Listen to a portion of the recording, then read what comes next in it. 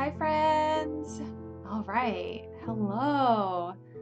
Welcome to the Tambour or Luneville, I don't really know how to say it, embroidery stream. I normally call it Tambour embroidery, but I have been informed that it is called Luneville in Europe. So we're going to use that word as well. And then also it is very similar or comparable to Ari embroidery, which is in India. So I'm not going to use that word as much, but I just want to make sure that I have shared that it is called several different things. This is my loom. You don't need a loom to do this embroidery. You can use a hoop and stands. I've even seen people use a hoop and a C-clamp. However, I could not figure out how to do that. But the purpose, I guess, of having like a stand is that you want to be hands-free. You want to be able to use both of your hands to do this technique. So yeah, we're going to be using both of our hands, and I invested in a loom specifically for this project, but my previous Tambour projects have just been on a hoop that is like attached to a stand. So yeah. Hi everyone, how are you today?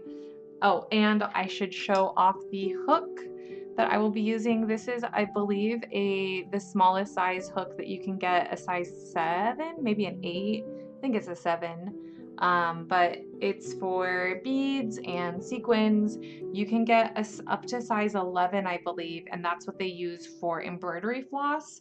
But I mostly use this for beadwork. I haven't found an embroidery project that I want to do just yet that I would do floss with. So we got this. I pre-strung some beads or some sequins, as you can see, and I have some needles in here as well. I don't think you can see that, but I do have needles in case something happens and I need them, and I have scissors, and that's basically all I need when I do this is just thread. You don't need a bead spinner. You could also, depending on what you're using, take like a little stick and put it in like one of the holes and use that to kind of place your spool on, because the spool does, you kind of want it to move a little bit, but it's not necessary either. Like I've been able to do it without having a spool on anything like that. So yeah, I'm gonna do what I call casting on. I know you're not gonna be able to see very well, which is why this isn't like a full-on tutorial. I am working on getting my online course together so that people can purchase an online course where it will be really up close and personal with the stitches and things like that. It's just a little difficult for me to film. I actually have to have someone behind the camera focusing, because autofocus likes to focus onto my fingers and not the sewing. So my husband is gonna help me a little bit and like be there to be in charge of the focus for that. So welcome everyone. Hi Whimsical Muse, Serena Jade, Lady Rosy Cheek, Amanda Para, and Kyra Davis. Welcome. Hello everyone. I hope you're all having a lovely Wednesday. So yeah, I'm basically just gonna start Tambour embroidery, and if you have questions, I can answer them. If you just want to relax and hang out with me, I'm down with that too. Oh my God, Alex, you're on the road to MagFest and you're okay. The real MVP of everything in the world right now is Alexandra Lee Studios popping in here. She's literally on the road to MagFest and is like, I gotta get my girl. I love you, Alex. I get to see you so soon. In like, well, I guess like 6 weeks, but still. Anyway, just so you all know, Alex, real MVP. And hello, So Magical. Oh my gosh, Kayla, hi, I'm doing it. I'm gonna try a Facebook stream. Also, I'll just let you all know, I'm gonna try to stream on Facebook on Friday too. I've never streamed there before, so I've been hesitant, but I'm gonna give it a go. And then if I like, if it's not like scary and like the people aren't scary mean over there, I will start streaming like dually on Facebook and YouTube, so you can watch however you want to watch, but I'm testing the waters first. So anyway, Is that Keely Johnston? Hello, how are you? I wonder if I can make this font bigger. If you can't tell, I am a little bit away from my PC, like my monitor. So it's a little difficult for me to read names and stuff, but I'm gonna do the best I can. Oh, Serena, I think I shipped yours on Monday. I'm trying to ship books on Mondays now. I don't know what day I say I ship them, but it's like a Monday thing now. I'm trying. Thank you. Thank you so magical. I appreciate that. I used to have, okay, sweats. I'm gonna let it all out, guys. So you guys, most of you know I streamed on Twitch for a really long time. If you don't, I streamed on Twitch for a really long time. It was a completely different vibe and energy, and it burnt me out beyond belief. So I had 5 cameras when I streamed on Twitch. I had a face cam and a sewing machine cam in one spot. I had a table cam and a face cam in another spot, and then I had just a face cam. It was a lot. It was intense. Never again. But it was an experience. I learned a lot. Streaming was really, it was totally worthwhile when we did it, and we had like our core group of people that did it, and so it was always just going from like watching somebody in the morning to going and streaming to watching somebody in the afternoon. And if you can't see, Distortion TM is my husband, Toby. Hi babe, I love you. I didn't realize I made you a mod. I don't know if you were able to do that yourself, but you're the best. The famous, that's where the famous comes. If anyone's ever been like curious, some of us have this like inside joke where we call me the famous. It's from winning TwitchCon. A group of people would just say like, is that the famous Casey Renee cosplay? There wasn't, it was just a fun thing that we did amongst our community. There was no like validity behind it besides me winning TwitchCon. But it was funny and it was hilarious. The best part was like it kind of turned into a game where people tried to embarrass me in a good way. So the best one that we ever got was our friend One Odd Human, Sam. She is one of the best people I've ever met in my life. She, at Holiday Matsuri, like December after I won TwitchCon, she was like across the lobby at Holiday Matsuri. And this girl she's amazing, and her voice projects so far. And from across the lobby, she shouts, "Is that the famous Casey Renee cosplay?" And like, I'm literally on my way back to my room, and I like brace myself, and I'm like, what? Who is that? And it was Sam, and she came out of the corner, and it was hilarious, and I was beat red, and we were all laughing, but it was pretty awesome. That was like the best gotcha I've ever had. Sometimes like Alex will do a really good gotcha. Toby's are always pretty funny too, but yeah, they would scream it. Okay, so I just cast on. Like I said, I'm not really going to teach, but I will tell you a little bit about what I'm doing. I know it's very hard to see that I have stitched lines here and then like up here. I used to do this in black for the camera and for the videos, but I'm going to be really honest, taking out the basting stitches was so hard. So like I'd have to I literally would be like digging through sequins to pull out stitches without pulling out like the sequin work.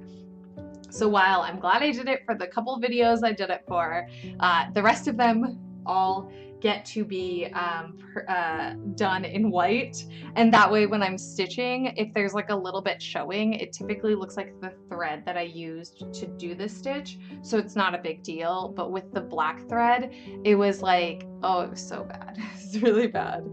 I bought my loom from a Ukrainian Etsy shop. I can link everything either at the end, or I can even just, actually I can probably, if you've seen my video on building my loom, I do link it in that video. But it was, this size was about $240, I believe.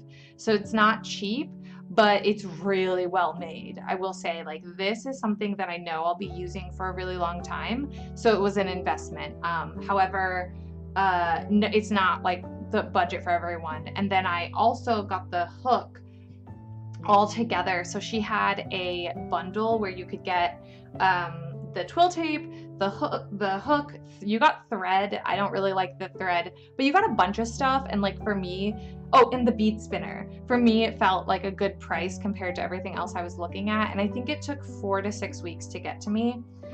So just keep that in mind too, because it's overseas, and like they do, it does take a little bit of time for them to ship. So I definitely say that. Also, I guess I can announce now that I'm going to be teaching Tambour classes at KatsuCon. So if you're going to KatsuCon, I'm teaching classes, and the classes are very limited seats. So I think there's 15, but they all get a embroidery kit, and the kit has a hoop in it. It has the hook, it has sequins, beads, thread, a design, like all of that. And then at the show outside of my classroom, I will be selling stands. So you can purchase, not like this, but for 20 bucks, I'll be selling like the little stands that I use in the classroom. So those are available at KatsuCon, but I don't have the links to that right this minute, because I didn't know if they would be like going live today or not, but I do have classes that I'll be teaching. Okay, so I have this long stitch string of sequins. A friend of mine said that, like, I was only doing 10, maybe 12 inches of sequins. A friend of mine said that she found her sweet spot is 18 inches. So I just like was like, let's go for it. Let's try 18 inches. And it really worked well the last couple of weeks. So I've been making a string of basically 18 inches of sequins. I also made a really weird decision this week that I didn't like. I have these like much larger sequins that I was using. Like there was just one color that was a little bit darker, and it was really wide compared to the others. And I didn't like it. Like I just didn't like the way it flowed with the others. So I stopped using that one, but I think I'm gonna use them in my classes because they're really good teaching sequins, like because they're so big. So anyway, yeah. Oh, it's okay, Kayla. You'll get to other shows, and plus I get to see you hopefully later this year. Oh yeah, I get to see you in July, I think is when it is. My brain is kind of not, I don't have everything like memorized. I use my Notion to tell me all the things. So I am going to basically, what's really cool about Tambour embroidery is that you're kind of just making a chain stitch. And to make the chain stitch, you will be dropping your hook straight down. Everything about this, like your hook needs to be straight up and down all the time. If you angle it, you can actually snag the fabric or even just threads of your own thread, and that can just cause problems for you. You can go any direction, which is what's really cool about it. So I think for me, what I found that's more beneficial about Tambour embroidery than like any kind of other hand sewing sequins is that you just need to know one stitch, and then you can manipulate anything and everything based off of that one stitch. So that's why I really like it. I am starting at the bottom of this petal, and what I'll be doing is I'm doing things like just slightly different than my last YouTube video. I am gonna do basically what I'm calling, like, I'm doing all of the outside. So I'm going around the entire edge of the design, and then I'll fill it in the way that I was doing it in the video where I was going back and forth. Yeah, I was gonna say, I'm like, we're gonna see each other. Oh, plus Dragon Con too. If you guys haven't heard of Sew Magical Expo, they are a crafting and sewing expo There's like 3 or 4. I think it's like Dallas, Orlando, and Nashville. I don't know how many people here are interested in sewing expos. I personally am going to be doing a few this year because there's really a lot of like sewists who have family members or relatives who are interested in cosplay but like don't know how to start, and so we're really trying to kind of broaden the sewing industry's kind of like audience of those people, but also try to help get more cosplayers, like get more people learning how to sew and how to do embellishments and how to like style wigs, so that we can kind of continue this you know, practice of making costumes and sharing like basically building a community of people that make things together. So I'll be doing a lot more like sewing expos this year. Also, one thing that I've never done before is, I don't know if you guys can see this dilemma I've got. I kind of stole a piece of thread from this twill tape. How funny.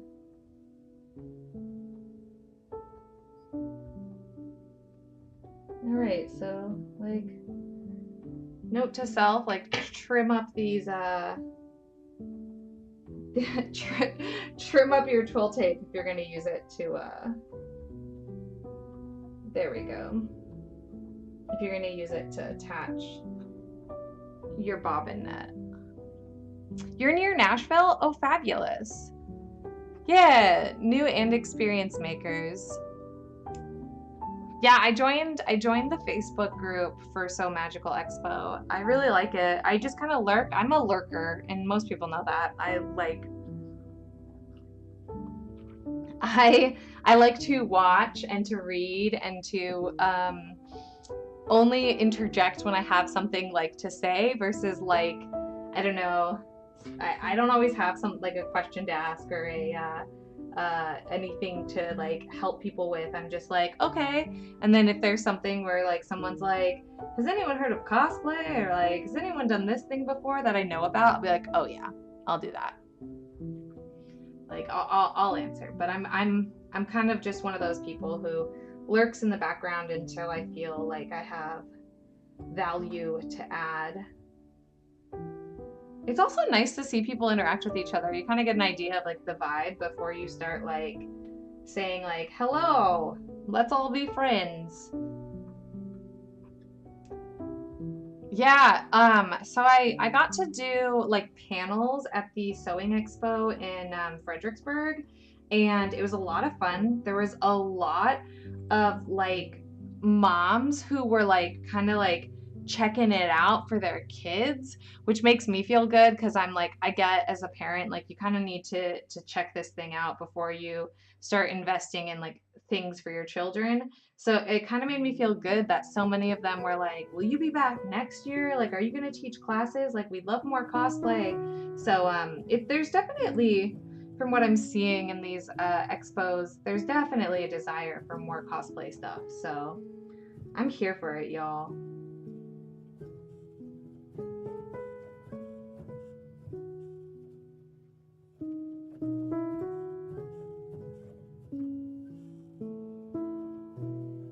Yeah, lurk. Oh, I'm the same. Oh my gosh, Serena, you're just like me. Like, I will honestly, so if I see somebody post a really cool project, I'll always comment saying like, oh, this is great. But if I have questions, I typically read the comments before I ask my question, because like, what if it's already answered? I don't want to like I know how like hard it is being a content creator and having the same like 2 questions asked over and over again. So I'll typically read the comments and look to before I ask a question, so that I can just kind of like you know, save the creator the effort from having to respond to me as well. But I will normally at least say something nice if I don't have a question that hasn't been answered, just because, you know, I like telling people they're doing a good job. Okay, so how this is kind of working is I am using the thread that this sequins are on to create my chain stitch by pulling it up through the top, but I've hit a point where my sequins are now like reaching my bobbin net, so I'm basically just going to move them down a few inches and then I'll start doing my process again. And again, the courses and stuff will teach this way more in depth and will give like a step-by-step. But for these lives, it's just a lot, and I wouldn't get anything done if all I was doing was like stopping every like movement and explaining. How did you mark the outline? That's an amazing question. I used basting stitches. So I used a white thread. I didn't even double up my thread. I started when I first started doing the petals, I was doubling up my thread and doing a basting stitch, and it was honestly probably too strong to be considered a basting stitch. And I figured that was like overkill, like it was overworking me, like I didn't need to do that much work.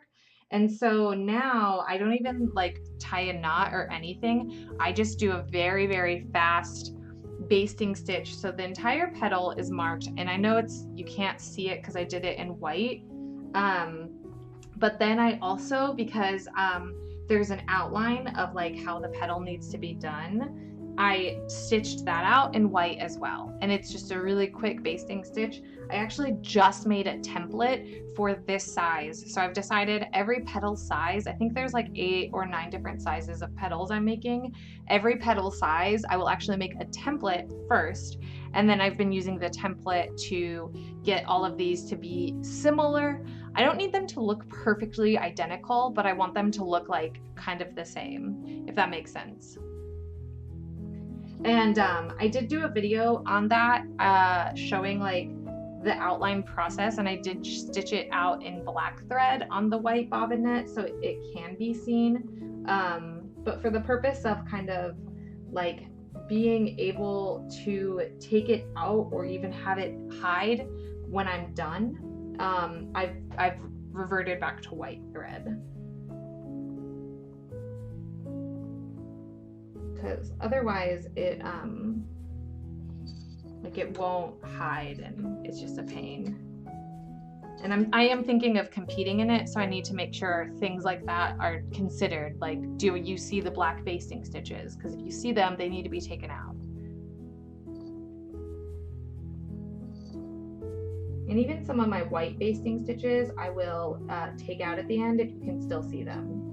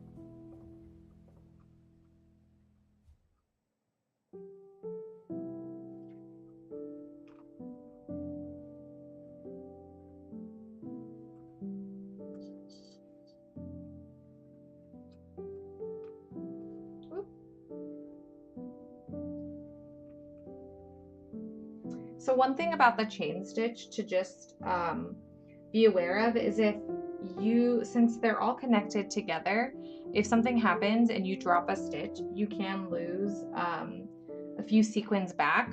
So I try really hard to keep my tension like medium. Light isn't the right word, but like I definitely will veer far away from like a tight tension, meaning if I pull this too close to the top of this to where it's like bunching up, it's probably a little too tight and I need to give myself some more slack. And that will all come with practice.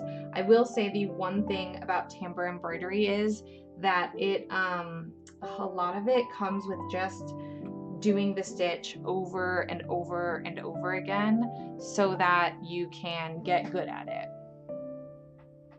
Aw, thanks Kayla, I appreciate that. This is kind of what I use for my videos, and so I thought it just makes sense to like play the playlist of songs that I use for my videos.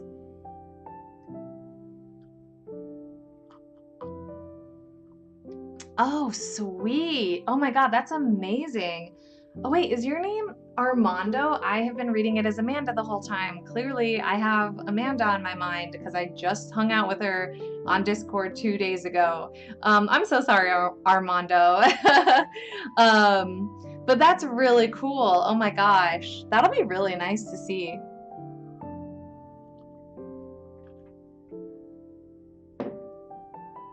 Also, I'm gonna find out for next time. I'm gonna try to make my font a little bit larger because here I am like squinting to read.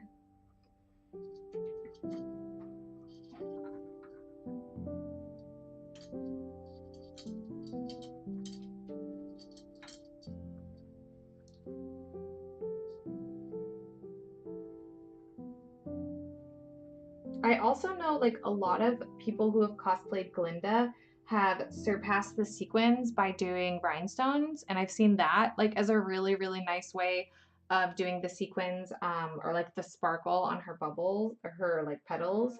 And I've seen a lot of people glue them as well. So like those are totally valid ways of doing this. I just set myself as the goal to do this as close to how Broadway would do it as I possibly can. Now, obviously, with Broadway, it's technically like intellectual property, the way that they make the gowns and the costumes. And so, like, I wouldn't necessarily be able to, like, go up to them and be like, tell me all of your secrets. Like, they wouldn't probably do that. But I have had a few friends that have worked on various like versions of Broadway, like in Germany and like overseas. That is overseas. You know what I mean though? Like I've had a couple different people come to me and offer some of their footage and stuff. So that's how I figured out the things that I figured out.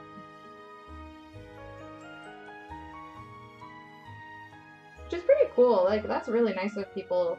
I had a couple people from New York offer, but I had already been like 4 months into this, and I was like, thank you, but I feel like any more information at this point would be too many different options, and I just need to pick something. You know, you're like in decision mode. It's like when you have too many things to eat and you're like, oh my God, how do I pick one? That's kind of how I feel about this gown, is like, because all the gowns are made slightly different with different, you know, necklines or different amount of petals to fit the actress. So I hit like a point where I'm like, any more behind the scenes information that is different from what I have is now allowing me too many options, and then I won't be able to like focus and pick just one, you know? Hi Laura, welcome. How are you? I am doing Tambour embroidery. I'm trying not to have my head hide the actual embroidery bits. This is quite new to me. This whole like trying to tambour and not have my head in the shot. Have you ever like needed something you've recently seen but now you cannot believe you? No, Alex, what are you looking for? Is it like you know what? I feel like maybe I have had that happen where it's been like, digitally at least, where I'm like, I literally just had this link saved. Now I can't find the link anywhere and I just want to be able to buy this fabric. I've been like there before. But I don't think I've had it physically happen.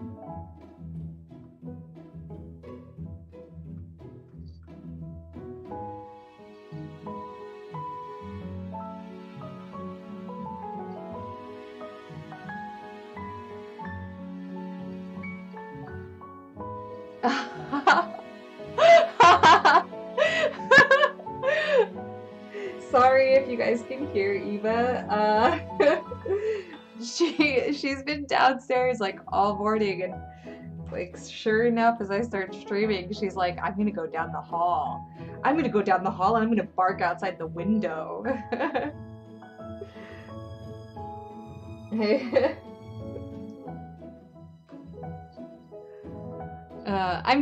Laura, I'm doing really good, thank you. We're just kind of trekking away. This is kind of my first week, like big week of just focusing on Glinda, and it's been different. It's been weird. Like I've felt really good about how much I got done, but it just feels weird. Like being like, I got 16 hours of work done. Oh, I have just this one little thing to show for it. So like it's been weird navigating that, but we're getting there. Happy New Year! Oh, thank you. It's a case that you put your D20s. Is it in your car or underneath your car seat? I feel like those are places where like you could have been like unpacking from a convention and you might have just slid it under just to be safe. Or is it like hidden behind something? Ooh, you're embroidering as well. Well, welcome. This is our cozy little embroidery. I've got a candle going. I've got my tea. We're just kind of hanging. We're giving Alex good vibes as she finds her D20 case.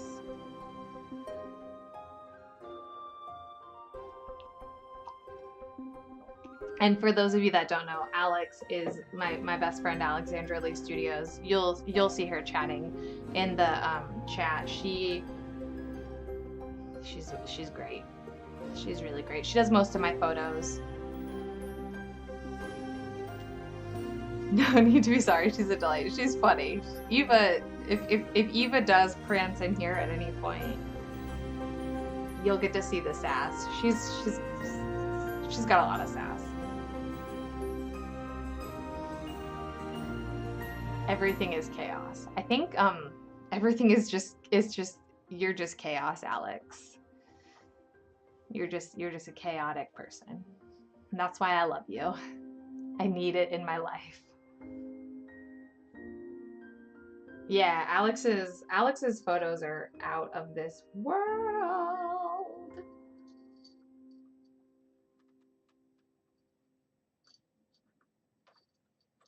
Oh, we just dropped a stitch.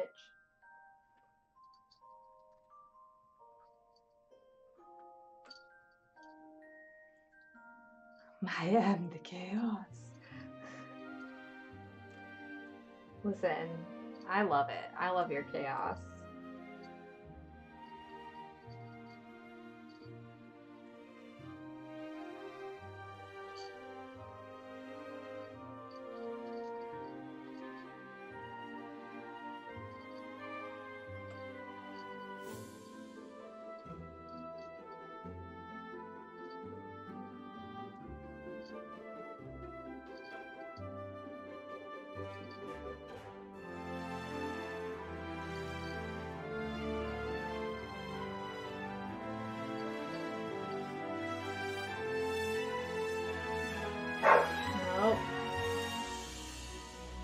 She keeps doing that, I will close the door.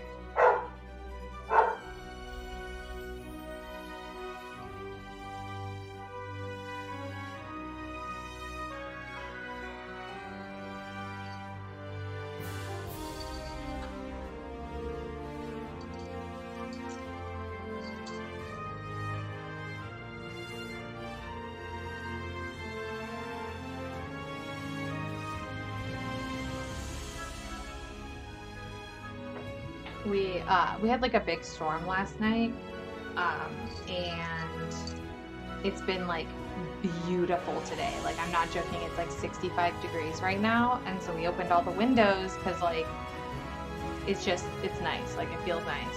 So she is probably barking at literally every bird that flies outside of our window. Like she is that dog in the neighborhood that's like, get off my lawn. Like she thinks that every single thing in this world exists to acknowledge her presence.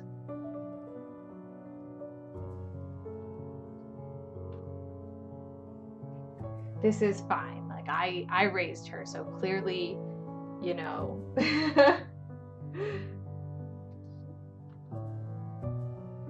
Okay, I have some of these basting stitches right here that are just kind of poking up because I'm pretty sure this is the beginning and the end. So I'm just gonna trim them really quick so they don't get all like tangled and caught in the sequins. Borker's gonna bork. You're not wrong.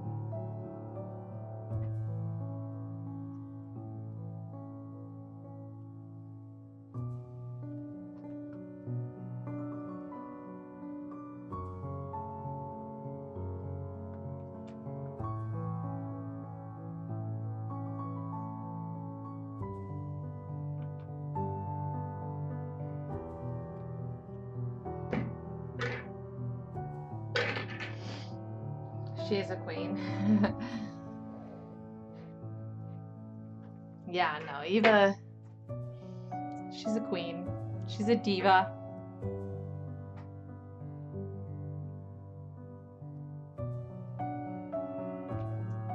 But we love her. Like, she's the best.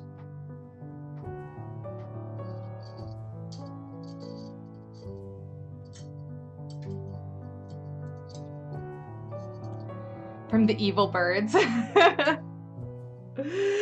Okay, I have a good story about Eva. So she'll bark at birds and all that jazz. But if there's like a cockroach or worse, a spider, and I'm like, girl, I need you to save me, she will not. Not even wants to have nothing to do with it, especially if it's a spider. She is just like, nope, mom, you can deal with it. And I'm like, you're a dog. You're supposed to take care of these things for me.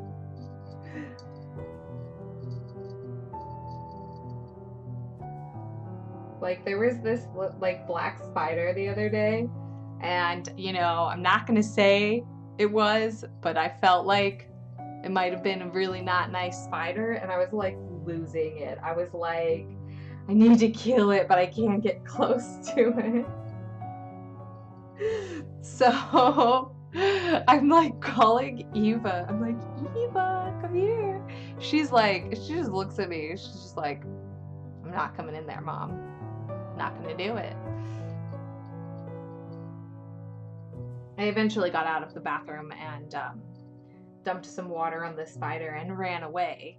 But you know, I don't know what happened to the spider, but I survived. That's all that matters.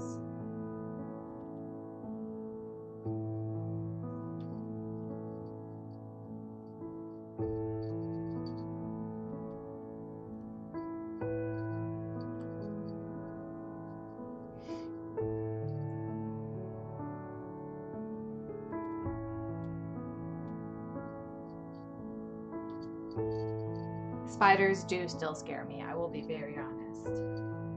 I can watch them in movies, no big deal, but in my house, I'm just like, please just like don't bite me. Yeah, I bet you the spider is still somewhere in my house, and it's just like waiting. It's just waiting for the best time to just like crawl across my like table or my computer. It's probably laughing at me too because of how hysteric, like I'm just afraid of them. Like I'm just afraid. And this is fine. This is fine. I'm an adult. I'm allowed to be afraid of a spider.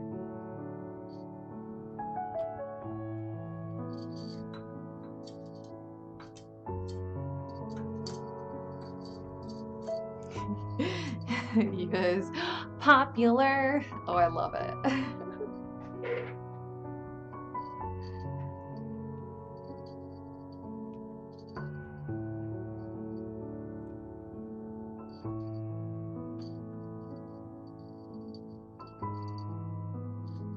I keep checking my monitor to make sure my head is out of the way, but I'm pretty sure it's in the way.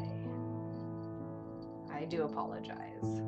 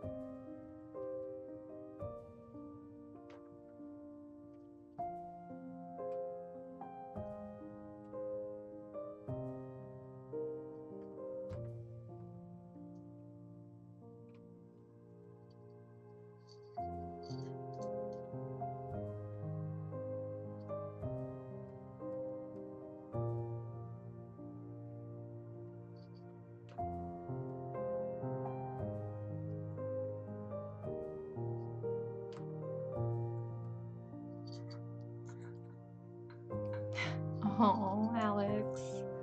You still can't find the D20? Your cats get the bugs? Oh, Doggo doesn't care, but she's still older.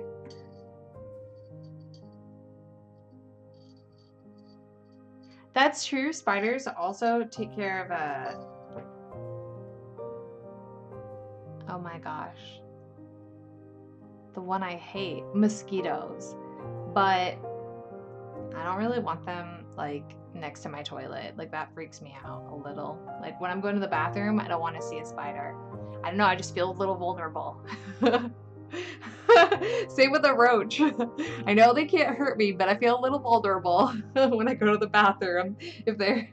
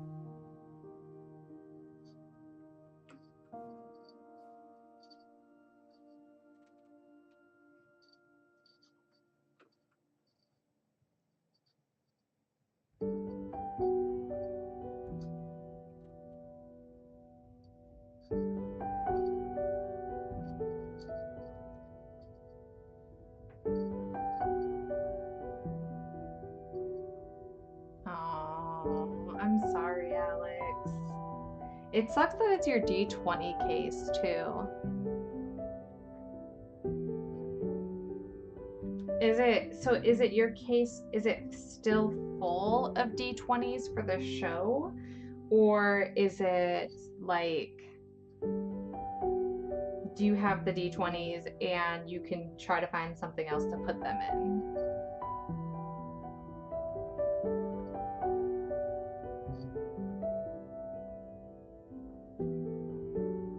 Because I think I can't remember, but didn't you have a show like the second week of December?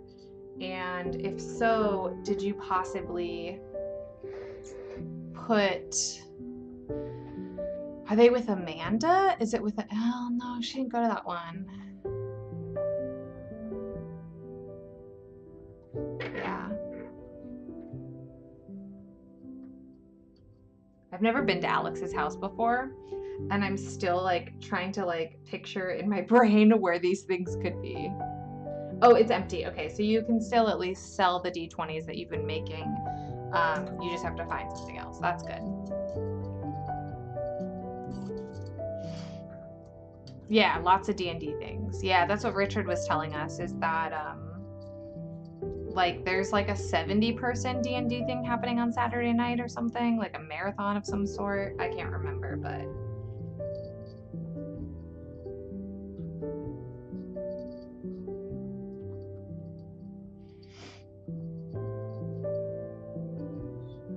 what's up, sweetheart? Yeah? What's going on? What's going on? Why don't you go tell your daddy? Go get daddy. Go on. No, she doesn't care. Oh, I'm so excited for you.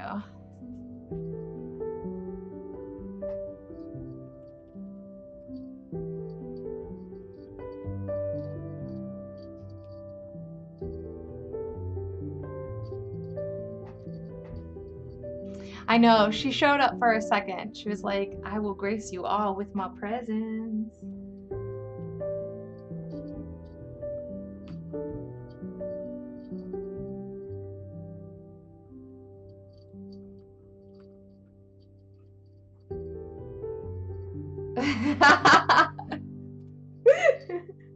So I don't know if the microphone picks up her high-pitched whine. I'm so sorry if it did. But so she came in here and started whining. Not like at me, but like, you know, in this space. And I was like, go tell daddy. And Toby's like, she just came and told me.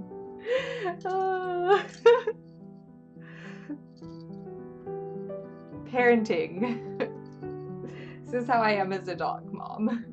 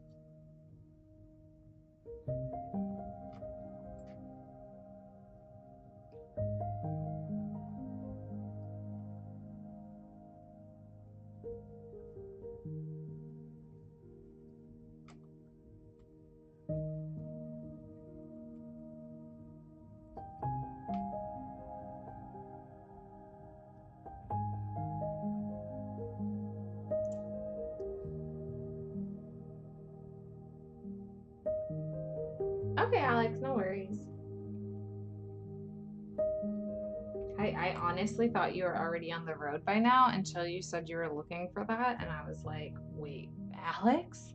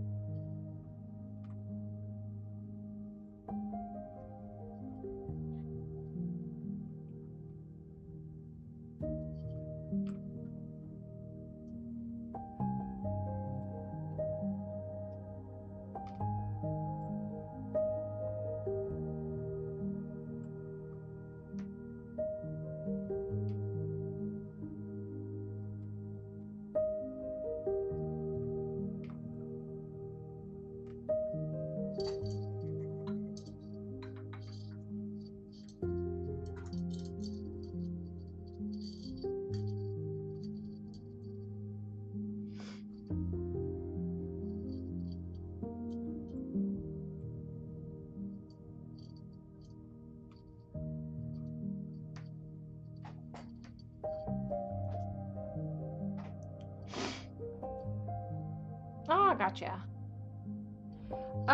So I wanted to learn how to do it.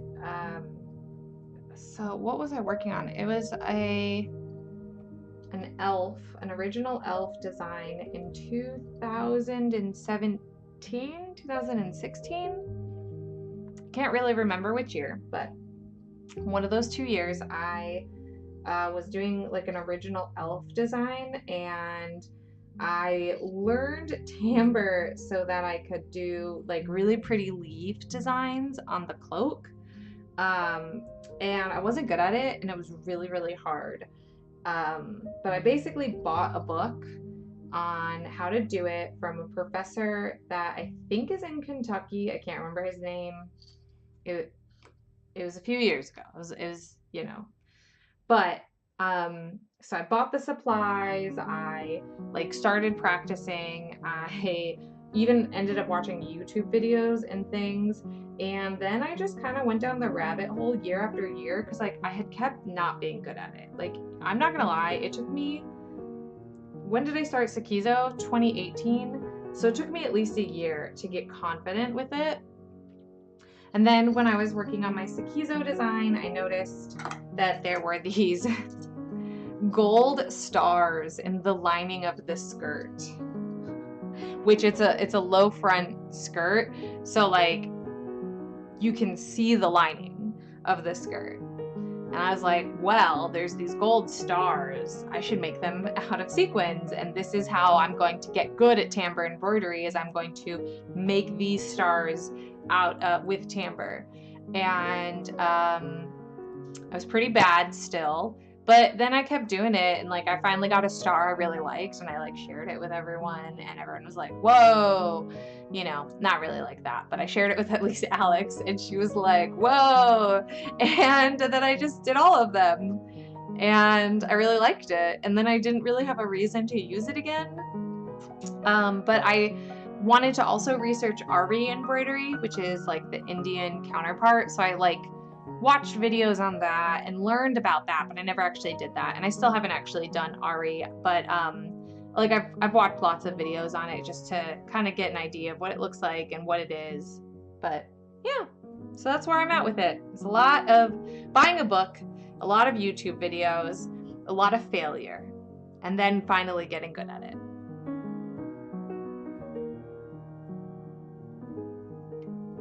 And like there's a couple different ways to do Tambour. So you can actually do bead work from the top. I'm so bad at that. Like that was kind of one of the reasons why it was really hard for me, is because it just I don't know, like I couldn't wrap my brain around holding the beads in the needle and then like letting just one down and then like picking up a new set of beads, and like it just I wasn't smooth and fast at it, so I just kind of gave up on it, and on trying it from the top. I recently forced myself to practice from the top again because I do want to teach it in my workshop, because I think it's important for people to know that they have options. But I personally will not use beadwork from the top. it's just too hard for me. It's just too time consuming when I can do it like this and get significantly further and more done. And then yeah, that's it. Just really all of that, just persistence and like knowing that like it's gonna make me better at what I do and make it easier to do what I do, you know? Glinda is by far the biggest thing that I've ever done tambour on. I will say, so the new Sarah Sanderson costume, it looks like they used tambour embroidery to do the embroidery on her bodice. And so I think I'm gonna try doing that as well at some point. I think that'd be really fun. Because they do it straight onto the silk. So all I've ever done is embroidery onto pieces and then they're like applique, but you can actually embroider right onto fabric. It is a little bit, it's a lot more difficult, but yeah. You're better at the top embroidery? Yeah. And that's the thing is like, I've also heard people saying that they will actually do tambour on its side. So to picture it, they will have the loom standing straight up and down like this, and they will go into it like that. Couldn't do that either. But I also think that that's kind of cool that it's so versatile, and like once you've gotten the stitch down and you start feeling the tension, you have more options. Like you can try whatever works best for you. And yeah, it's a really versatile thing to know, I think. You can work other types of embroidery into it as well. You can work gold work embroidery into it. Obviously, a lot of it is done with just thread. The kind that I'm doing is for a project, clearly, but like I could just take up a project of just thread as well if I wanted to.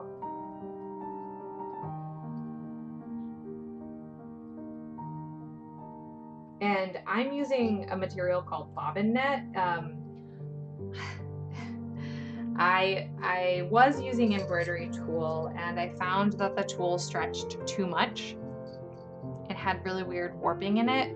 So somebody suggested this to me, and then I found that it is actually like way better. And then when I was working on it and I decided to like overlay it onto the fabric that I got for Glinda, the petals specifically, it looked exactly like what I was looking at in my pictures. And I was like, oh, this has like, maybe this is what they use.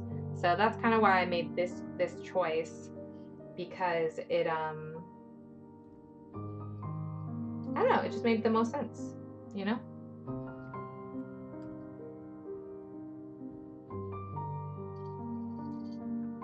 I do feel like with all sewing, there's really no like right versus wrong way to do things.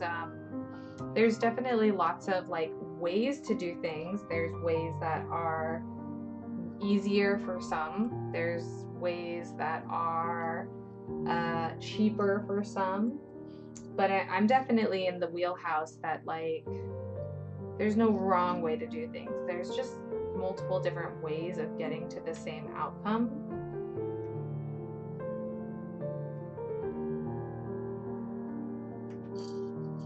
I think that comes just from being self-taught. Like when you start to realize, oh, like that's not the only way to do this.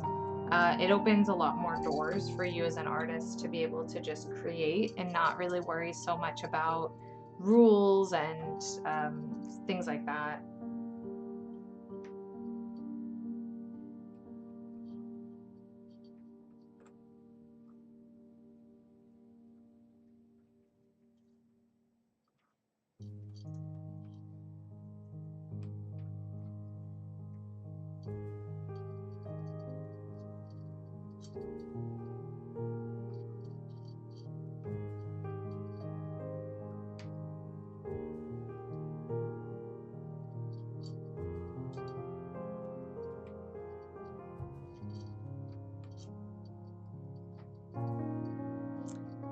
Hi, welcome from Germany. It's so nice to speak with you live. It's weird, like meet you. How does that work? It's the internet. But hello, how are you? I'm working on some Tambour embroidery right now, or it's also called Luneville Embroidery or Ari embroidery. Basically, I'm using a hook to apply sequins for my Glinda gown.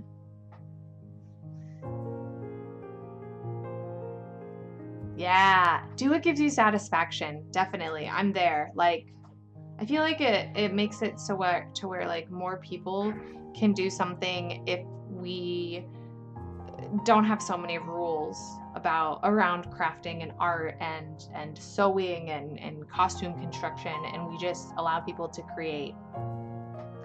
And there is a time and a place, I think, for knowing the not the right way, knowing what is a good way to put this, like knowing when to use a certain technique. Like if I was to compete with this, I would never glue this. Like that would not be an option. I would not glue these. But for some people who just want the gown, that's good enough for them. And like that's completely valid. Some people want to just have the gown but have it look really nice, and so they will do something along the lines of like rhinestones maybe instead, or they will hand sew them a different way, and like that's valid too because that is their way of making it. I set myself out at the goal of to try to do this as close to how I see Broadway doing it, and I could be completely wrong in all the ways, but hey, I'm learning, I'm having fun, I'm discovering new things all the time about this gown. And like that's kind of the exciting and fun part. It's kind of like we get to play like I feel like I'm Sherlock Holmes, like I'm costuming Sherlock Holmes, you know, like you're trying to solve a puzzle. And that's really fun for me. Oh, thank you. I can't wait to finish it. I say that. It's gonna be a hot minute, but we're here. We're doing the thing. It's gonna be fun. We're gonna enjoy the process.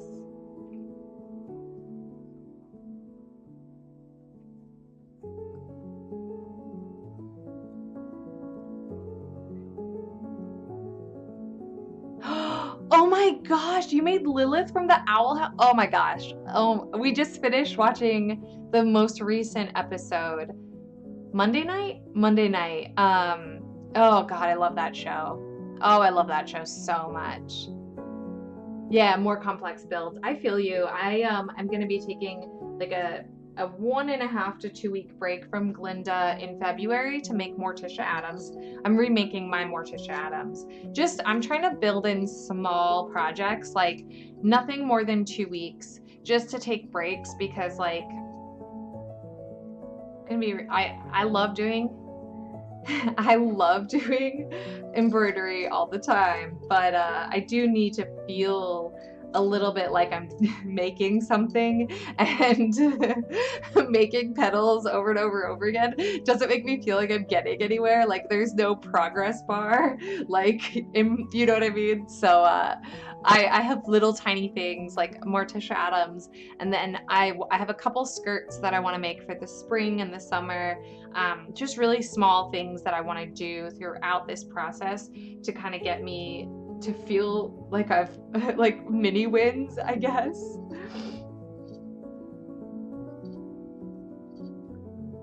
The last, oh my gosh, I don't want to spoil it for anyone, so we won't be specific, but that last episode was beautiful. It was honestly, The Owl House is probably one of the best like kids TV shows I've ever watched. It's not for kids, by the way. Like it is for kids. Like kids can watch it and love it and appreciate it, but adults can totally love and appreciate it as well. So that's why I really like The Owl House.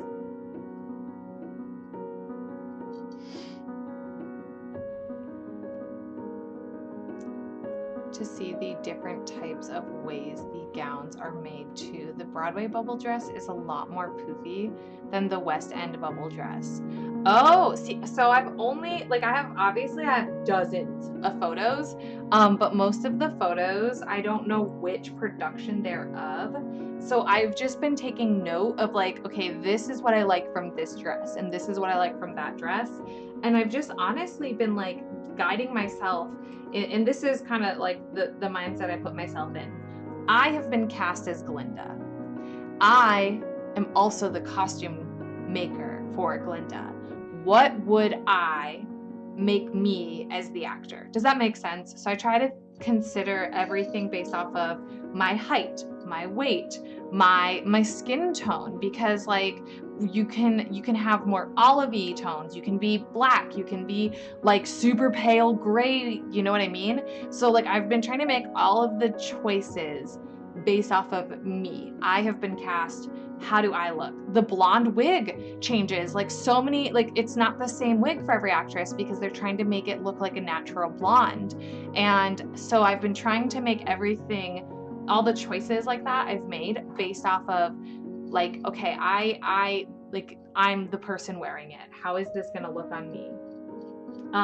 But you're right, like, so there's several of the Glinda gowns. If you guys, this would be really fun. I really should at some point gain up like the courage to kind of like find all these people that have like worked, a couple of the people that have worked on with the gowns closely, and like have a really fun discussion about lots of the different things you can visually see on the outside. So a big example is some Glindas have a sweetheart neckline, like meaning like it makes like a heart, and some don't. Like some have more like how mine is straight, more straight across. Some of the beadwork on the front is wider and some is skinnier. Some is really detailed on the back and some is like very little on the back. Like they all are slightly different, and I love that because obviously when you're working with a show or like doing something like with TV or with Broadway, it's really important to consider the fact that like multiple people are wearing these gowns, multiple people are playing these roles, and you want to give them their own unique like dress and experience. And so like I really like that. It's just kind of made the making process a little difficult because for one, so many people in the audience or like that look at content think like it can only be done this way. This is the only reference. This is the only way it can look. And like, that's obviously not true. Anyone that's worked in theater or television knows like that's not kind of how it works. But like, then you also have the flip side of like, as the maker, I have to make choices. I have so many choices I have to make. And it's like, okay, how many wigs am I gonna try on before I find the blonde wig, right? So it's been fun though. I've liked it. I've liked the challenge. I don't like replica work. If you look at my like repertoire of things, nothing I've ever made is like, besides my Tariel, is considered like a replica. And even there, I would say I tried to make a replica, but I wouldn't consider it a replica. So you're working on the most complex cosplay right now, Strawberry Miku 15th anniversary, and sewing a bunch of sequins for the Strawberry music notes. Oh, have you seen Sarah Spaceman's video on making Strawberry Miku? She gives so much good insight in her YouTube videos. I highly recommend it. If you need some inspiration or just like a little bit of like good Strawberry Miku vibes, definitely recommend Sarah Spaceman. Her videos are really good. I really like them a lot.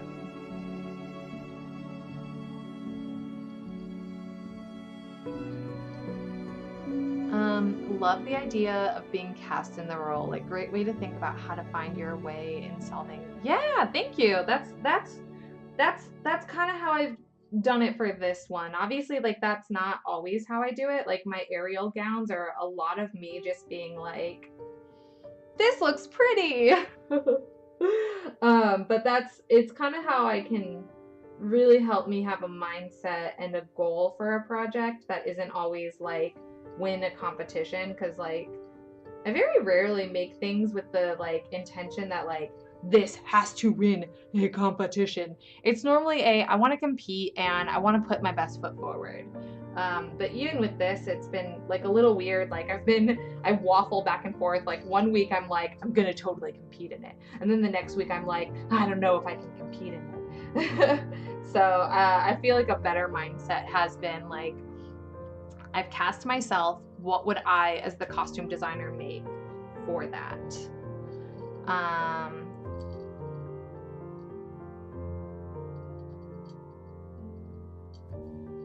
Oh, Serena, having people chime in is a little difficult for me. Like I'm still navigating it, which is kind of why I took the big break. I am working on it though. Like I am figuring it all out. Some days it's hard though. Like sometimes you just get people that say things that are like oh man, they might not even be mean. They just like hit you in a way and you're like, why do I feel like this? Why do I feel so sad about my art? So yeah. It's a daily thing. It's a daily thing we work on. All right, I'm gonna kind of shift my body a little so that I can get these, and I'm so sorry if my head is covering this. These like little wavy curves are just like a little bit of a pain in the butt. they're just difficult.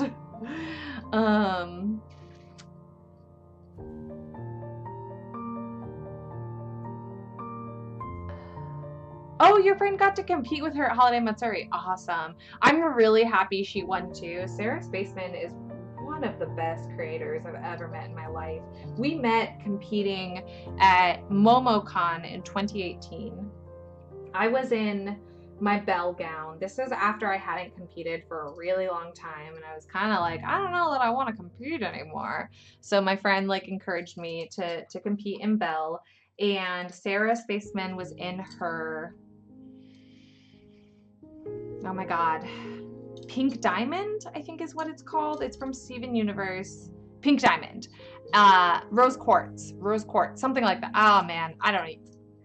Insert Steven Universe pink character here. No, I think it was Pink Diamond. Anyway, so she was competing, and she was competing in Novice, and I was competing in Master, and like we were just shooting the shit backstage like you do, and like her work was phenomenal, and I was like, oh man, like if she doesn't get something, like I'll be really sad. You know, when you see somebody, you're like, their costume, like if they don't get something, like, oh, my heart will hurt. That's how I felt. And then she won everything, and I was like screaming at the top of my lungs. I was like, yeah, you did that. Anyway, that's my Sarah story. She's a really, really good person. She's freaking phenomenal.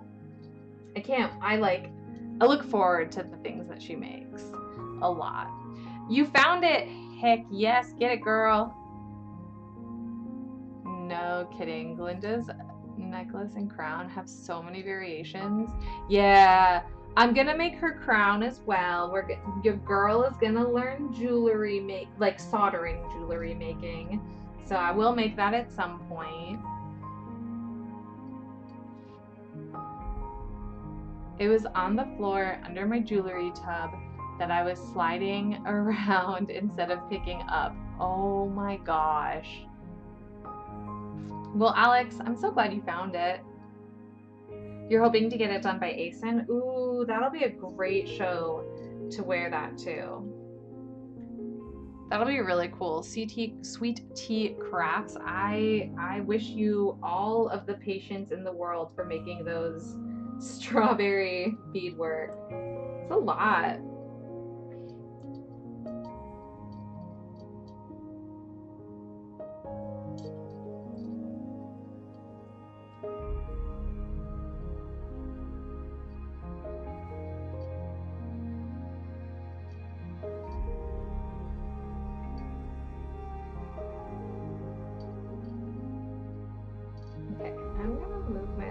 Just a few inches closer to me. I just can feel myself like, there we go. I like kept moving closer to the screen, you know?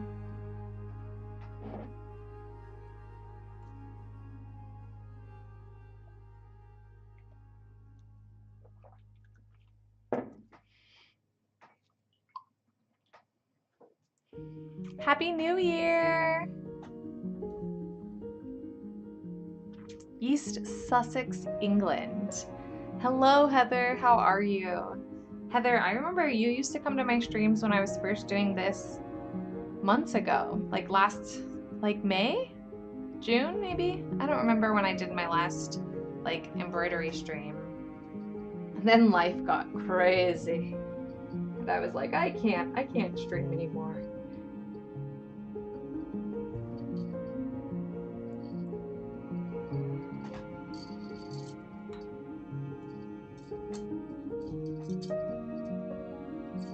I'm not like the best at remembering names and things, so I do apologize if it takes a couple streams for me to remember everyone, but I get there. I eventually get there.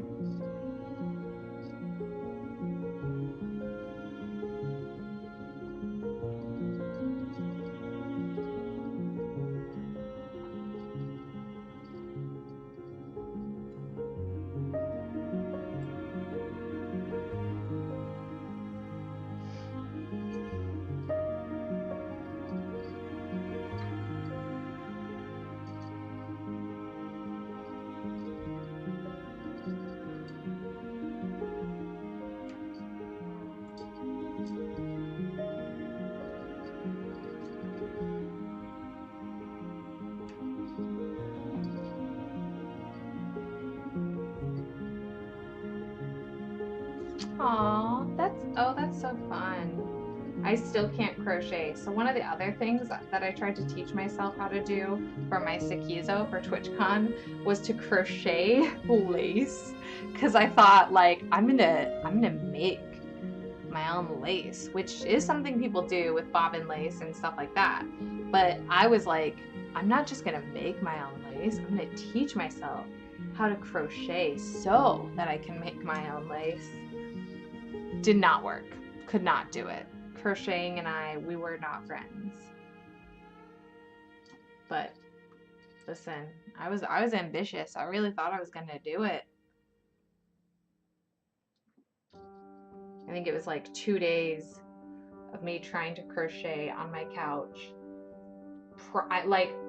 I was probably crying at points because I was like, I can't figure this out. Like, I cannot figure out how to do just the most basic stitch.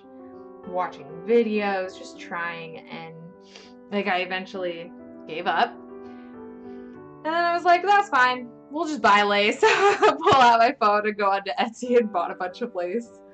It happens, you know.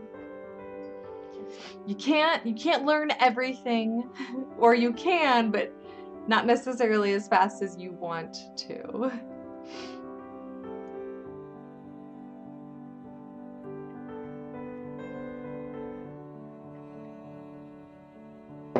Like, I really want to learn bobbin lace, so I have a whole, like, folder on my Google of just, like, links to learning bobbin lace, and I'm like, this is my reward for when we get the petals done. I can learn a brand new, very time-consuming technique, but until then, petals. Talking about going to Emerald City Comic Con in our Wicked costumes when we make them. Oh, do it. Do it. Oh my god. That would be such a good, like, because if you didn't know, Emerald City Comic Con's theming is like the Emerald City, obviously. For everyone else that doesn't know. But I'm assuming Laura knows because it was your idea. That'd be a really cool, like thing to bring to Emerald City. I'm interested to see how Glinda goes over at Dragon Con this year. This feels like one of those costumes that would like really hit hard at Dragon Con. I don't know though. I never have very high expectations of like how my costumes are gonna do at a show. I just kind of like hope. I hope that people are like really jazzed. You've been crocheting most of your life.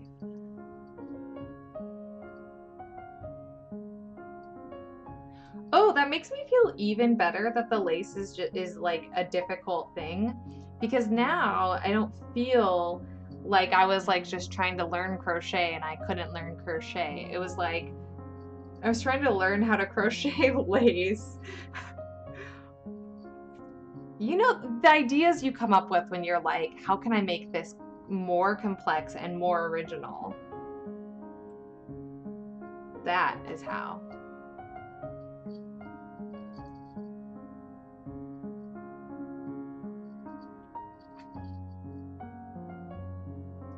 Ultimately, it didn't matter that I didn't make my own lace. So, for those curious if the lack of making my own lace mattered, it didn't. And I'll be very honest, that's not like a normal thing people do in competition, is like make their own lace.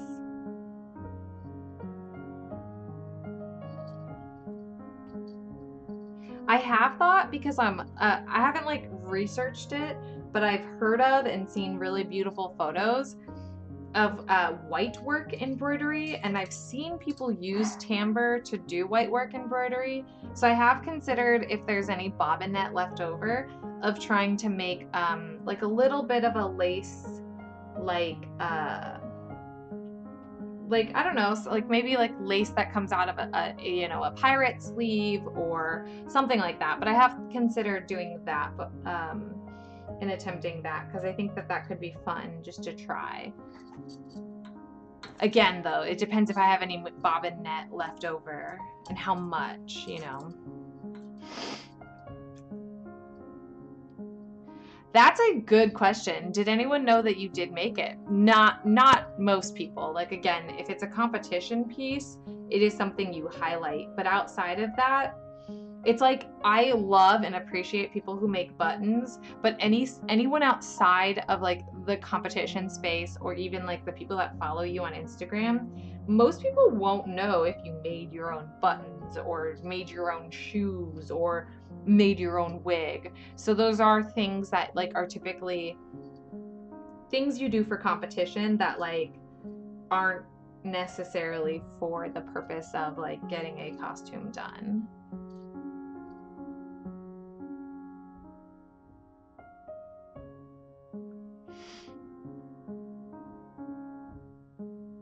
Can't do lace crochet like that. Oh, like it's a skill by itself. That's good to know too. And it depends on the competition too. Like the ones that I typically enter are pretty like people go and do insane things, and like that's okay. But it means that I have to raise my own bar, which isn't something I always wanted to do. Push myself more? What?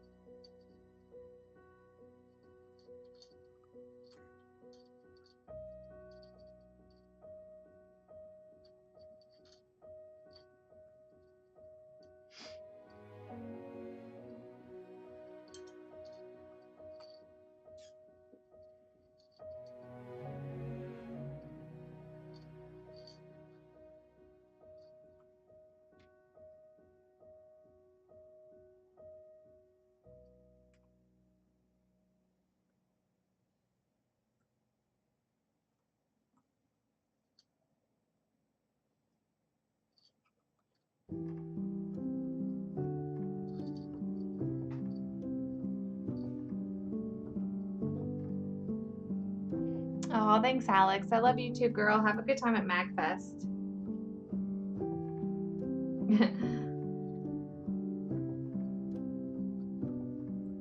Yes, if you don't have a copy of my book, consider buying a copy of it. It helps me out, but also no pressure.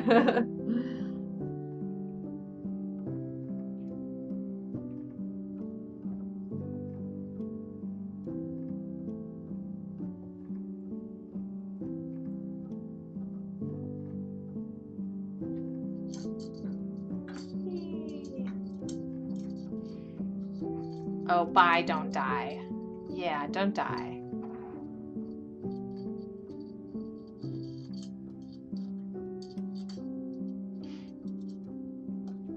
I think she booked a manageable amount of shoots this week. I can't remember, but I think it was like not 35 or whatever.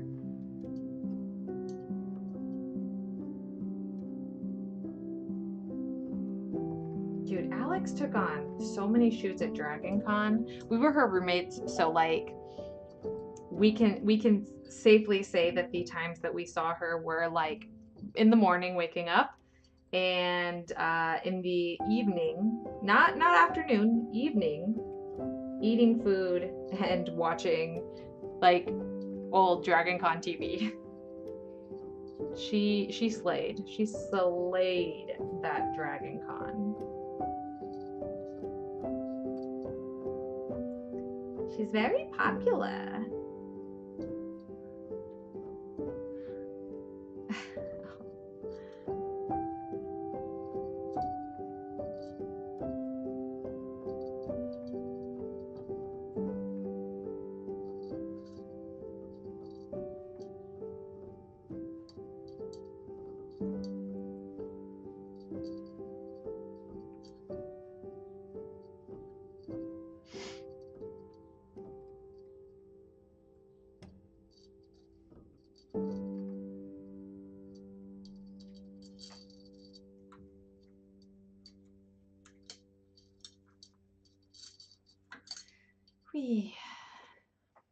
All right, so I've got this and that, and that's all the outline.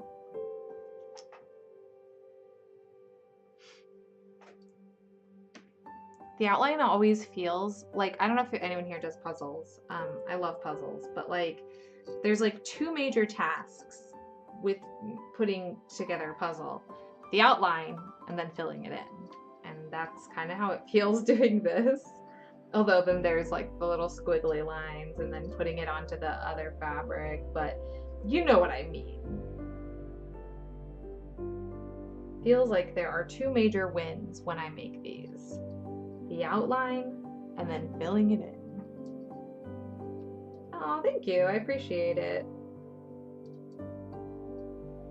It's just like all a process, and I love it. It just kind of gets, you know, brain numbing sometimes. I haven't gone to that point yet this week, and this is kind of the most I've done in a week in a while. And I'm pretty lucky. On Sunday, Alex, Amanda, and I hung out on Discord and worked. And then I did we watched Owl House, and I worked on it downstairs on Monday, so that was kind of nice. But yesterday I was just in my studio listening to true crime, and I was like, I can't spend every embroidery day listening to true crime because I will go insane. So I'm gonna start putting together a list of TV shows that I've been like meaning to watch, and start setting myself up with those so that I don't go insane. Because like, as much as I love true crime, the amount of like I think I've listened to a solid 7 hours yesterday, and that's just a little too much for me. I normally like a 2 to 3 hours a day is a good amount, but oof, yesterday was a lot.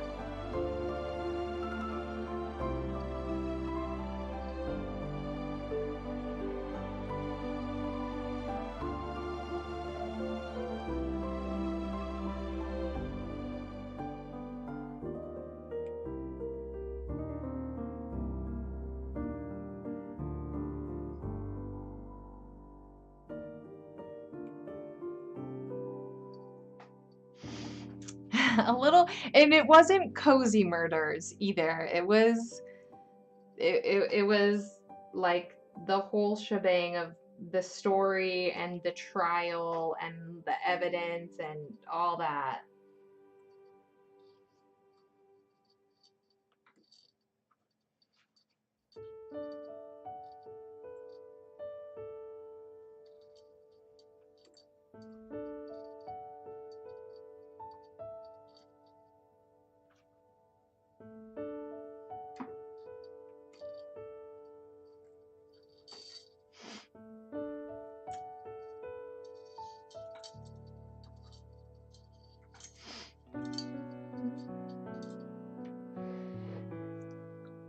Okay, so Cozy Murders started with, if anyone's seen the TV show, Only Murderers in the Building. It's with Selena Gomez, Steve Martin, and Martin Shore. And like, it's exactly kind of how it sounds. Like, it's like detective-y, it's like cozy, it takes place in New York. It just feels like a warm hug. So that was the original Cozy Murders that we would like refer to. And then when like the second season ended, we were like really depressed. We were like, we just want more Cozy Murders. So then I was like, Angela Lansbury just passed away. And I was like, I've never watched Murder, She Wrote. Like, it's just, I never watched it. And I was like, we should like see if Murder, She Wrote is like anywhere. And we found it. And we started watching it, and it's G-rated, if you didn't know. If no one knows, or if you've never heard of Murder, She Wrote, basically, there's the main character. She's a female. Her name is Jessica Fletcher, J.B. Fletcher, and she's a novelist. And, like, people just die everywhere she goes. But it's a G-rated show. So you never really, like, the deaths are very, they're not like over dramatized in any way. There's no blood typically. And it's like a murder mystery. Like, you have to figure out who done it. So it's really comfy and cozy. And Toby and I, we typically watch like an episode or two a night. It's like a good show to have in between shows, like if we're not like catching up on something or watching something current. And we call it Cozy Murders because it's just, I don't know, it feels like a warm hug. And for some reason, they always want to frame Jessica Fletcher. Don't know why. It's just a common theme. It's a little insight to me in my life. I like to put the word cozy in front of a lot of things too. So I also play like a video game. It's called Cozy Grove. But it basically has these like bears that are ghosts. And I call it Cozy Bears. You know, we don't need to use the real names of things. It's not like teams of people work really hard to get a really good marketable name out there.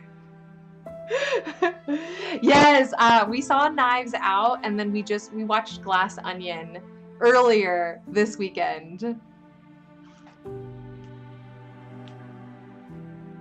Unsolved mysteries while drawing sweet and pretty illustrations. I absolutely agree. It's like this contrast. It's like, oh, I'm working on a really pretty ball gown of a princess or a witch, and then like death, blood, like things that are not great. Like, I feel that. I don't know, it's just how I am. I am though like a really big fan of like gothic, like iconic, like, you know, just like, I think skulls are cool. I like dead roses. I think they're beautiful. Like macabre, like things like that. Like, I really like those things, as well as the pretty fluffy dresses.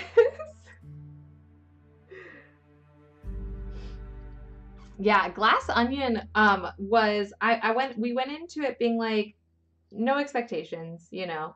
Like Knives Out was great. Typically something that follows something that was really great is like just mediocre.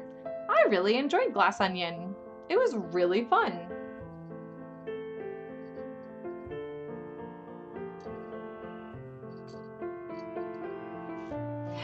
Never want to go anywhere that Jessica Fletcher is or where Miss Marpy is by Agatha Christie, yeah. Because someone's going to die. I know.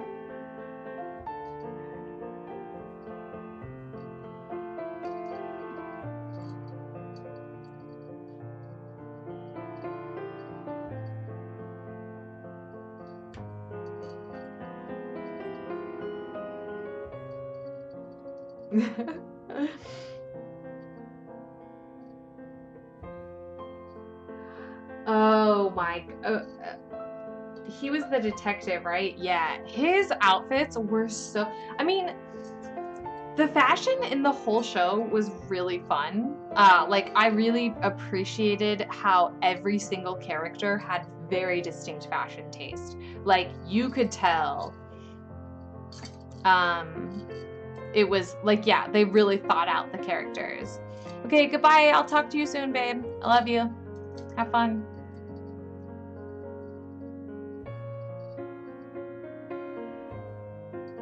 Oh man, it's so nice out.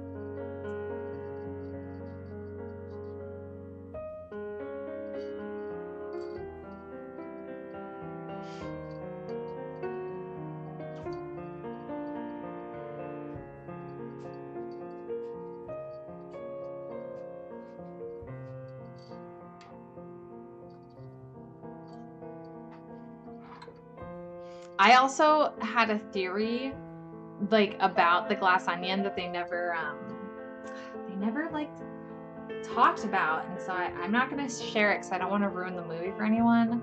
But man, there was like this one thing the whole time that I was like thinking about, and I told Toby,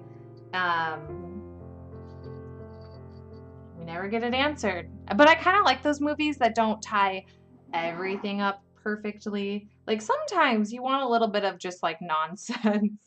Just a little bit, like one nonsensical or two nonsensical things. Um,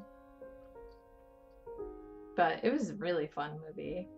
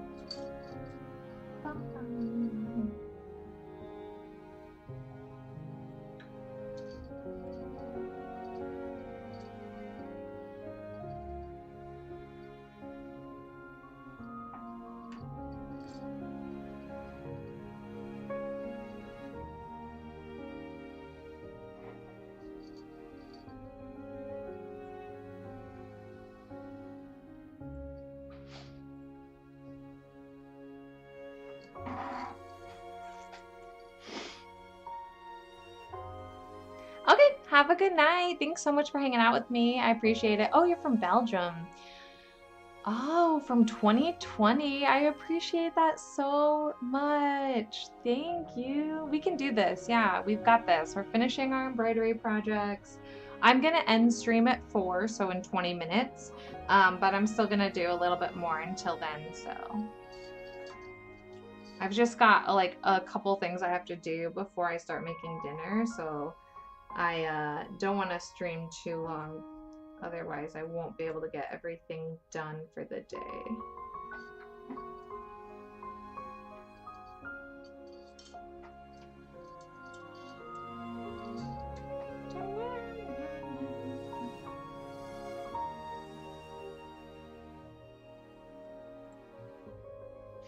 I'm hoping to make it over to Europe.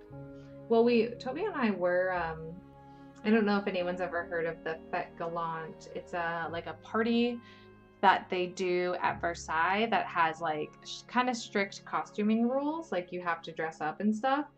It's like my dream. Like going to the Fete is definitely a huge dream of mine. And I booked us a hotel for 2024, but Toby got laid off because his startup they weren't doing too well. And so he was out of work for like 2.5 months.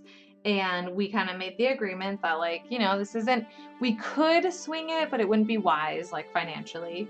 So we decided that we weren't going to, or for 2023. So we decided we weren't going to go for 2023. But as soon as the hotel goes on sale for 2024, we're going to go for 2024. Because, like, I've wanted to go to Europe since I was a little girl. And my mom went when I was really young, and like she always showed me photos, and so I really want to make my way to Europe. So definitely 2024 thing. For this year, we are I booked us a room for 2 nights at a really cool haunted hotel in New Orleans. That's going to be one of our little vacations that we do tacked on to work. No Disney trips this year because I want to do the race weekend in January 2024. So we're not going to do any Disney this year, and we're going to save up for race weekend. But besides that, like besides work stuff, we're really only going to tack on like a day here and there to like when I travel to shows. So not too much like vacation traveling this year, but that's okay. We're cool with that. Toby did start at a new startup, and they might be doing like a couple New York, because most of them are based in New York. They might be doing some like complete what is it? Like complete company, just like team week get-togethers. So if they do that, I might tag along and do like a New York trip at some point just to see some Broadway and go fabric shopping. But yeah, we'll get back to non like work travel next year.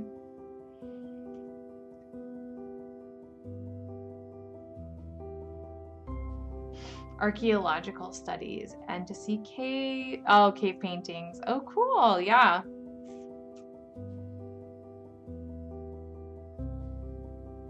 Yeah, we narrowed down the list of since we want to do a lot, right? Like we know we're gonna have to do multiple Europe trips, so we were thinking the trip that we do, the Fete, will be focused on France and Germany and possibly Belgium, because Toby wants to go to Belgium as well. And so we were like, well, we'll do like one trip will be just for that little area, big area really, but you know what I mean. And then we'll go back in like a year later and do like the UK and like that area, because there's so much that we want to do. Like, oh my God, Scotland, like castles, all that jazz. So it's definitely a because we're also the type of people that as much as we love to do a lot on vacations, we like to manage our time well. So we don't want to necessarily like overload with a billion things to do. We like to do little things that we know might take time, like going to a local coffee shop and having breakfast that takes us an hour or two versus having, you know, like stopping for coffee on the way to something. Like we want to really enjoy our time. I was going to ask what time it was with you. It is 3:43.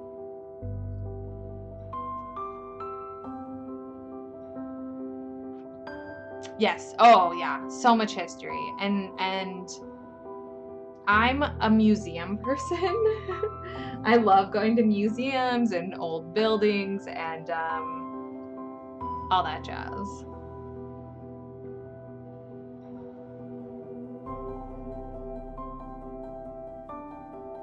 Yeah, definitely.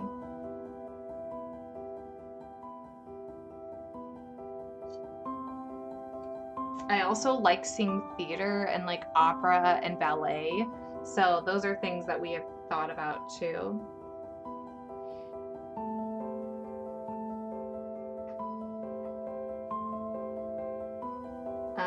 But yeah.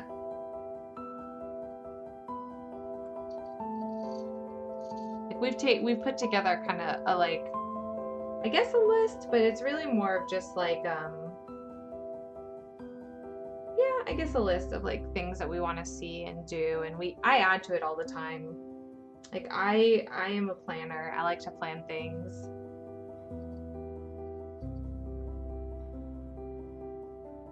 I even like look at hotels, like specific like hotels that I want to stay at, especially if they are like really cool and unique, or like there's like a few, I don't know if I would call them hotels, but like there's some castles in the UK that like rent out the rooms for people to stay at. So again, kind of like a hotel, but like I don't know that that's the right word to use. So but they're they're castles, and I love that kind of stuff, especially if it's like not a chain owned and I can support the local economy. Like I like to do that. That's also why I always like to ask people who live in places. So I don't know if you guys saw when I was like a week before I went to Tampa Bay, I was like, Tampa Bay friends, what are some good local food places or coffee shops?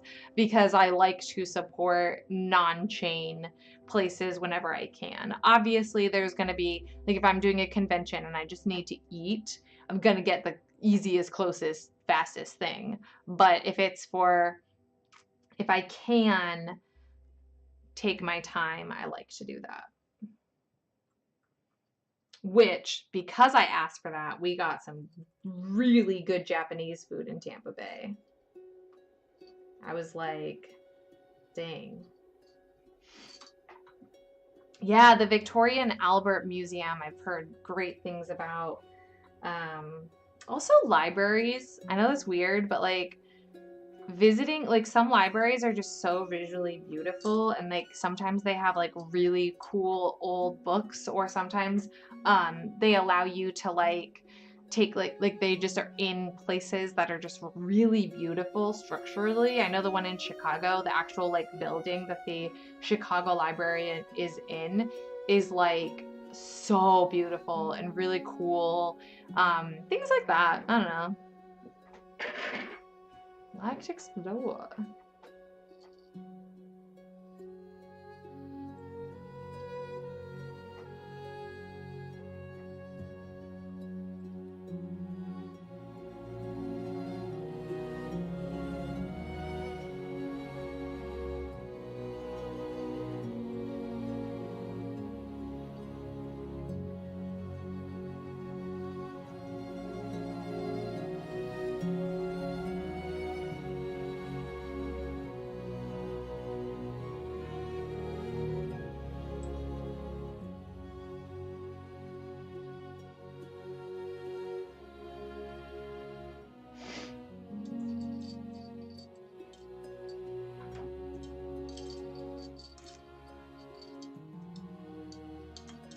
Yeah, and like eating locally, like if you can eat at like a place that sources its food locally, it that's technically like the like smallest like footprint that you can make when you eat. So I always try to find local places, like places that get greenery and like things locally.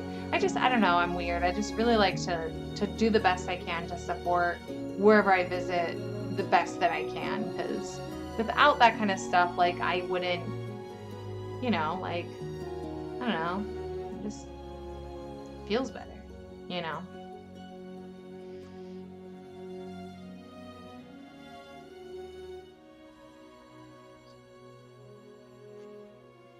Wow, I didn't know that.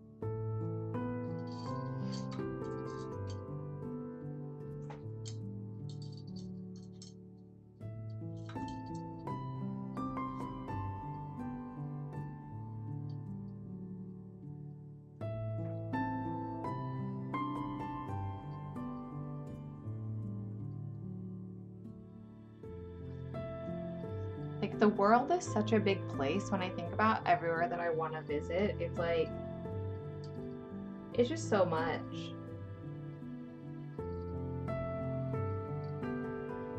Because we do eventually want to make our way to Australia at some point as well. Australia and New Zealand.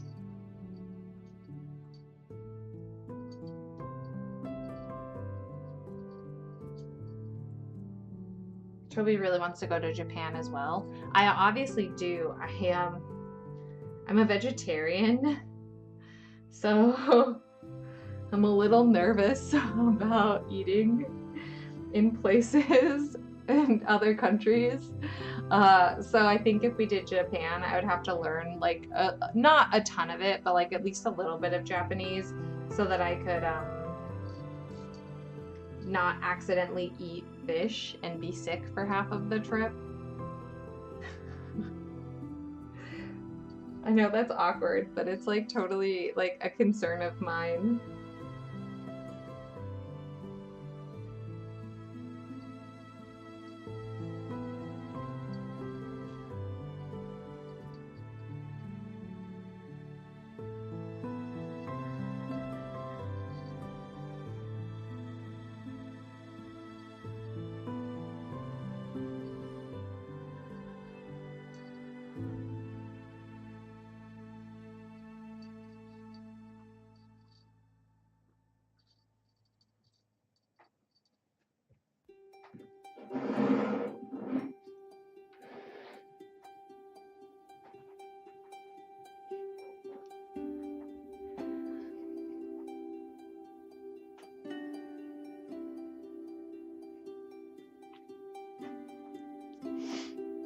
Oh, wow. Okay, you're fully plant-based. That's awesome. I still do cheese and egg. And, like a lot of dairy. Milk upsets my stomach, so I try not to do too much of that. I love oat milk though. Oh my gosh. Just ask me about Scotland. I lived there for a very long time. Lived in Spain for 10 years, then back to England. Oh, wow. One of Toby's really good friends that's a coworker lives in, oh my, Aberdeen. Or like they work together in GE. And so Toby got to visit him and for like 2 weeks, and it was really cool. So like Scotland is like towards the top of Toby's list. And like, I want to see the castles in Scotland. I'm so selfish. I'm like, it's on Toby's list, but while we're there, can we look at some castles? So, no, it's actually nice because a lot of the places that we want to visit are like there's overlap. There's like a lot of things he wants to do and a lot of things I want to do. So that's always nice.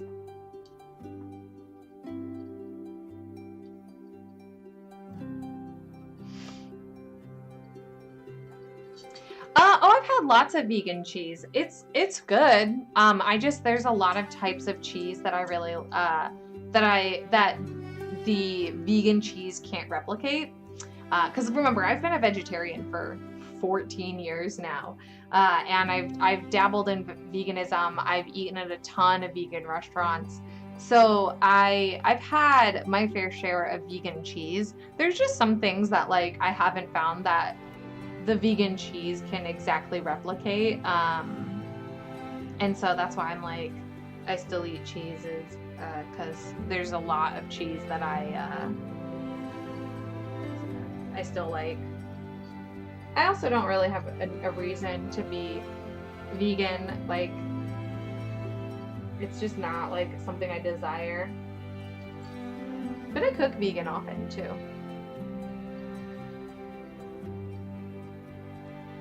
Cold and wet and grained in Aberdeen. West Coast castles are great. Okay, that is good to hear. I think I remember him saying that it rained most of his time. This was, oh man, he was there back in 2000 and I want to say like 14. like 2014. So it's been a minute, but I think I remember him saying it was rainy and cold for the majority of the trip.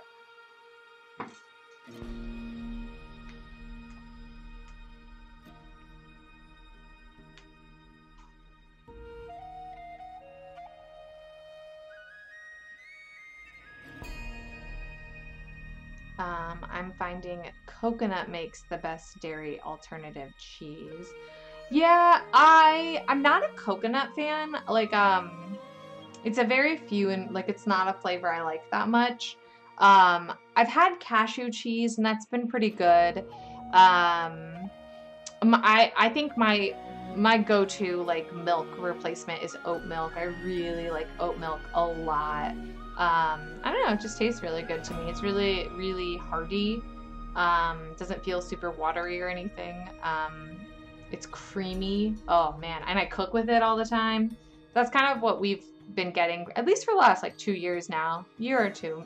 So, okay, friends. I'm gonna call it here because I have to figure out if I can share that my classes are live. I'm pretty sure they are, but I just want to, oh, yep, okay, I just got the email. So I will be, for those of you going to KatsuCon, interested in my Tambour or my embellishment class, I'm going to be posting on Instagram right after this the links to my classes. And then I will also post in the community tab the next time that I'm going to go live. This has been really fun, so we'll see where I'm at. I have to like look at what I've got going on for next Wednesday. But if I don't have anything going on, we will do another live stream next Wednesday, but I'll post it in the community tab about that. I did just have a video go live, my Wednesday Addams video.